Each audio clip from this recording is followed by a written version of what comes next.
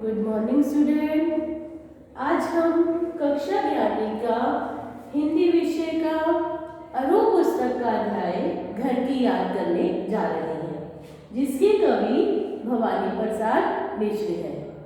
बेटा, ये कविता हमारी स्वतंत्रता, जब हमारा देश आज़ाद हुआ था तब की है। उस समय जो हमारे स्वतंत्रता सेनानी थे, जेल में बंद थे, उनके साथ कवियों और लेखकों को भी जेल में बंद कर दिया जाता था ताकि लोगों को वो जागरूक ना कर सके। तो भवानी प्रसाद मिश्र ने यह कविता जेल से ही लिखी।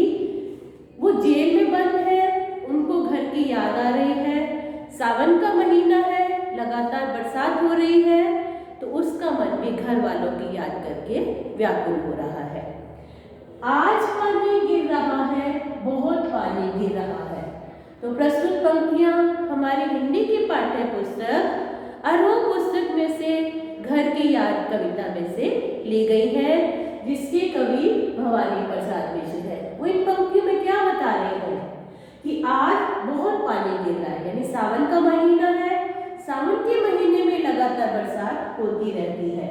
बहुत पानी गिर रहा है, रात भर गिरता रहा है, यानी लगातार बरसात हो रही है, पूरी रात बरसात हो रही है। प्राण मन घिर रहा है, प्राण मन घिरना यानी मन व्याकुल होना। कवि जेल में बंद है, उसे घर वालों की याद आ रही है, इसलिए उसका मन जो है व्याकुल हो रहा है। बहुत पानी गिर रहा है, बहुत पानी गिर रहा है, घर नजर में गिर रहा है।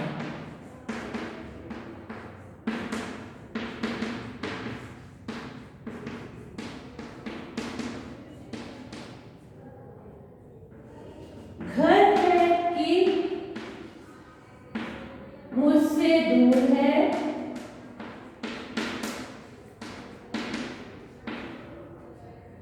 घर खुशियों का पूर है।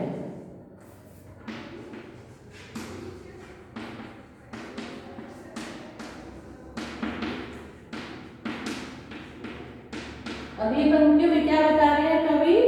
आज बहुत पानी गिर रहा है, यानी बरसात लगातार होती जा रही है, घर नजर में गिर रहा है, उसकी आंखों में घर का दृश्य दिखाई दे रहा है। घर है कि मुझसे दूर है, यानी कवि जेल में बंद है और उसको घर वालों की याद आ रही है, घर उससे बहुत दूर है। घर खुशियों का पूर है, उसका घर खुशियों से भरा हुआ है। तो बच्चों, इसके अर्थग्रहण प्रश्न क्या करेंगे कि ये पंक्तियां किस कविता में से ली गई हैं? किस कविता में से? घर की याद कविता में से। इसके कवि कौन है? भवानी प्रसाद मिश्र है। किस महीने की बात की जा रही है? तो सावन के महीने की बात हो रही है, क्योंकि सावन में लगातार बरसात होती रहती है। कवि की आंखों में क्या तैर रहा है? कवि की आंखों में उनके घर का नजारा तैर रहा है। कवि का घर किससे भरा हुआ है? कवि का घर खुशियों से भरा हुआ है।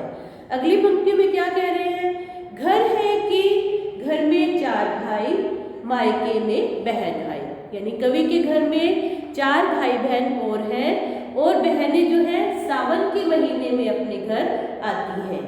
बहन आई बाप के घर, हाय रे परिताप का घर। सावन के महीने में बहनें जब मायके आई हैं तो खुशी का माहौल है, क्योंकि सभी भाई बहन अपनी बहनों का स्वागत करते हैं, उसकी सेवा में लगातार नई नई चीजें पेश करते हैं। लेकिन इस बार उनके घर में दुख का माहौल है, क्योंकि भवानी प्रसाद जो है जेल में बंद है। घर के घर में सब जुड़े हैं, साथ है कि कब जुड़े हैं, यानी सभी भाई बहन आपस में एक दूसरे से बहुत ज्यादा प्रेम करते हैं, एक दूसरे से बंधे हुए हैं। 4 भाई 4 बहनें, उसके घर में 4 भाई हैं और 4 बहनें हैं। और माँ मेरी बिन पढ़ी लिखी। अब कवि अपनी माता की विशेषताओं का वर्णन करते हुए कह रहा है कि उसकी माता जो है अनपढ़ है, उन्हें पढ़ना लिखना नहीं आता। दुख से वे गड़ी मेरी। अब भवानी प्रसाद जेल में है तो उसकी माता को बहुत ज्यादा दुख हो रहा है। माँ की जिसकी गोद में रख लिया सर तो दुख दूर नहीं। कवि अपने जब घर में था, जब भी उसको कोई मुसीबत होती थी तो वो माता की गोदी में अपना सिर रख लेता था तो सारे दुखों से उसे छुटकारा मिल जाता था। लेकिन अब उसके साथ ऐसा कुछ भी नहीं है, क्योंकि कवि जेल में बंद है, इसलिए वह अपने दुखों को किसी और को नहीं बता सकता। माँ की जिसकी स्नेह धारा यहाँ तक भी बच रहा है। अब कवि अपनी माता को याद करके रो रहा है, उसकी माता कैसे उस पर ममता बरसाती थी उसका वर्णन किया जा रहा है। उसे लिखना नहीं आता, नहीं तो पत्र उसके लिए आता। यानी कवि की माता अनपढ़ है, उनको पढ़ना लिखना नहीं आता। अगर वो पढ़ी लिखी होती तो जेल में भी उसको याद करने के लिए पत्र भेज देती। पिताजी जिनको बुढ़ापा एक क्षण भी नहीं व्यापा। अगली पंक्तियों में कवि अपने पिता का वर्णन कर रहे हैं। उनका व्यक्तित्व कैसा है कि चाहे वो उम्र में बूढ़े हो गए हैं, लेकिन बुढ़ापे का असर उन पर बिल्कुल भी नहीं हुआ। वे अभी भी दौड़ लगाए, जी भरकर खिलखिलाए। यानी पिता में अब भी वैसा ही जोश है जैसा वो जवानी में काम किया करते थे। अभी भी वो फुर्तीले हैं, हंसते हैं तो खिलखिलाकर हंसते हैं, दूर तक दौड़ लगाते हैं। उनमें बुढ़ापे का असर बिल्कुल भी दिखाई नहीं देता। मौत के भी आगे ना हिचके। अब कवि उनकी निडरता का वर्णन क्या कह रहे हैं कि उनके सामने चाहे मौत भी आ जाए, लेकिन वो निडरता पूर्वक उसका सामना करते हैं, वो मौत से भी नहीं डरते। शेर के भी आगे न हिचके, ये शेर से भी नहीं घबराते। बोल में बादल गरजता, यानी आज भी उनकी बोल में इतनी ज़्यादा जोश है कि जैसे बादल गरजते हैं, उनकी बातों में वैसा ही झलक प्रतीत होती है।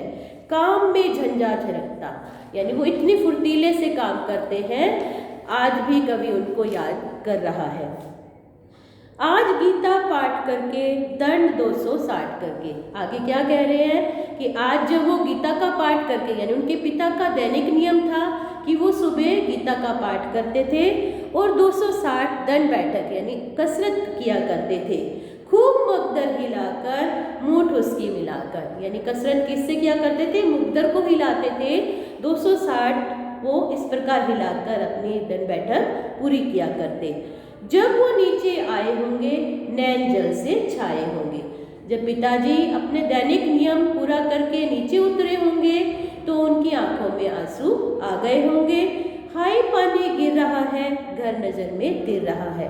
यानी चारों ओर पानी ही पानी गिर रहा है, क्योंकि बरसात का मौसम है और कवि को घर की याद आ रही है। उसकी आंखों से भी निरंतर पानी गिर रहा है और उसके घर का नज़ारा कवि को वहाँ दिखाई पड़ रहा है। 4 भाई 4 बहनें, भुजा भाई प्यार बहनें। यानी कवि के घर में 4 भाई और 4 बहनें हैं। भाई बहनें आपस में इतने प्रेम से जुड़े हैं कि भाई मानो उनके रक्षक हैं और बहनें उनको राखी बांधकर उनकी रक्षा का वचन देती हैं। खेलते होंगे या खड़े होंगे, यानी चारों भाई बहन जब खेल रहे होंगे, नजर उनको पड़े होंगे। जब पिता ने उन सबको खेलते मुस्कुराते देखा होगा तो पिताजी जो है उन सबको देखकर रो पड़े होंगे और 5वें का नाम लेकर, यानी भवानी प्रसाद जेल में है 5वां बेटा, तो उसको याद करके वो दुखी हो रहे होंगे। 5वां मैं हूँ अभागा, जिसे सोने पर सुहागा। कवि यानी 5वें नंबर पे था, जो जेल में बंद है।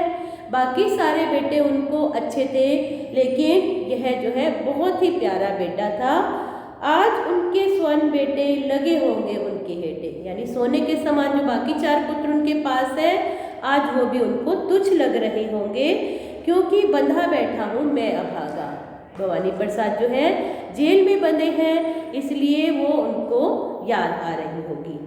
माँ ने कहा होगा दुख कितना सहा होगा, यानी जब माता ने उनको कहा होगा, ये सारी बातें बता रहे होंगे, तो उन्होंने कितना दुख सहन किया होगा। आंख में किस लिए पहानी, यहाँ अच्छा है भवानी। माता पिता को धीरज बंधाते हुए क्या कह रही है कि भवानी प्रसाद जेल में मस्त है, तुम उसके लिए आंसू मत बहाओ।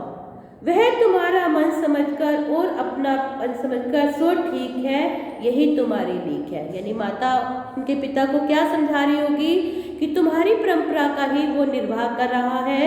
भवानी प्रसाद जेल में ठीक है, यदि वो अपना पाँव हटा लेता तो मानो मेरी कोख को भी लज्जित कर देता। पाँव जो पीछे हटाता कोख को मेरी लजाता। यानी वो अगर जेल में ना गया होता तो मेरी कोख का अपमान हुआ होता। इस तरह हो न कच्चे, रो पड़ेंगे बाकी बच्चे। यानी माता धीरज बंधाती हुई क्या कह रही है उनके पिता को कि अगर तुम इस तरह से भावुक हो जाओगे तो तुम्हें रोता हुआ देखकर बाकी बच्चे भी रो पड़ेंगे। पिताजी ने कहा होगा, हाय कितना सहा होगा। पिताजी जब ये सारी बातें बता रहे होंगे तो उनको कितना कष्ट हो रहा होगा। कहाँ मैं रोता हूँ, धीरज में खोता कहाँ हूँ। पिता क्या कह रहे होंगे कि मैं रो नहीं रहा, मैं अपना धीरज नहीं खो रहा। हे सजीले हरे सावन, हे मेरे पुण्य पावन। अब कवि सावन के महीने को संबोधित करते हुए कह रहे हैं कि हे सजीले हरे सावन। सावन का महीना चारों ओर हरियाली ही हरियाली होती है और पवित्र महीना कहलाता है। तो कवि उनसे क्या निवेदन कर रहा है, तुम बरस लो ये ना बरसे। यानी चाहे तुम कितना ही बरस लो लेकिन मेरी माता पिता की आंखों से आंसू नहीं बरसने हो चाहिए।